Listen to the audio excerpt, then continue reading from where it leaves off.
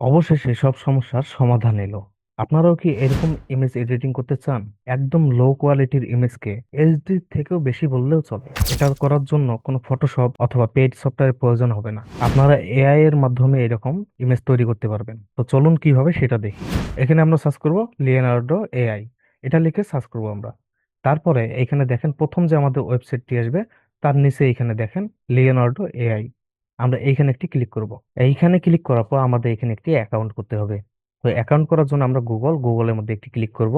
তারপরে আমরা কি করব, আমাদের যে জিমেইলটি আছে সেটা দিয়ে এখানে একটি অ্যাকাউন্ট করে নিব। তারপর আমরা এটা চাইলে ক্লোজ দিতে পারি অথবা লেটস গো, আমরা এখানে একটি ক্লিক করলাম।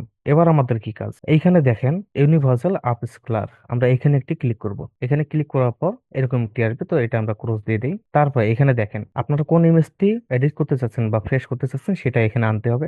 সেটা আনার জন্য অ্যাড ইমেজ, আমরা এখানে একটি ক্লিক করব।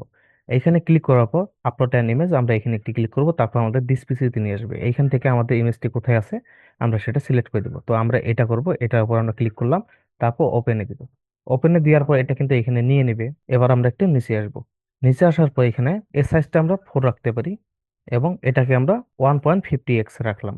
রাখার পর আমরা উপরে জেনারেটে দিব অথবা আপস্কেল, আমরা এখানে একটি ক্লিক করব। এখানে ক্লিক করার পর আমাদের 30টা কিন্তু এখানে কেটে নিবে। এখানে দেখেন আমাদের মোট কিন্তু আছে 150টা। তো আমরা এখানে ক্লিক করলাম। এখানে ক্লিক করার পর কিছুক্ষণ সময় নেবে, তার মধ্যে কিন্তু আমাদের ইমেজটা দেখেন কি করে দেয় আপনারা দেখতেই পারবেন। দেখেন আমাদের ইমেজটা কিন্তু কাজ শেষ।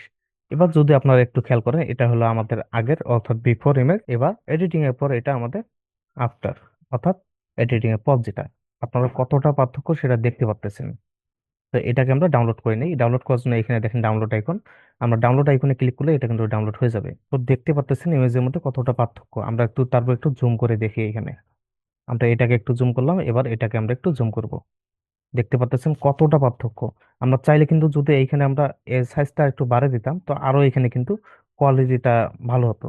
তো আমরা আরেকবার দেখি। এটাকে আমরা 5 রাখলাম। রাখার পর আমরা আবার আমরা এখানে ক্লিক করলাম। এবার দেখি আমাদের কিরকম ইমেজ দেয়। এবার দেখেন এর কোয়ালিটিটা আরো কতটা পরিবর্তন হয়ে গেছে। এটা হলো আগের, এটা হলো পরে। দেখতে পাচ্ছেন কতটা পরিবর্তন। তো সহজেই কিন্তু আপনারা এআই থেকে এরকম ইমেজ তৈরি করতে পারেন। আজকে এই পর্যন্তই। যদি ভিডিওটা ভালো লাগে অবশ্যই সাবস্ক্রাইব করবেন এবং কথা হবে আগামী ভিডিওতে।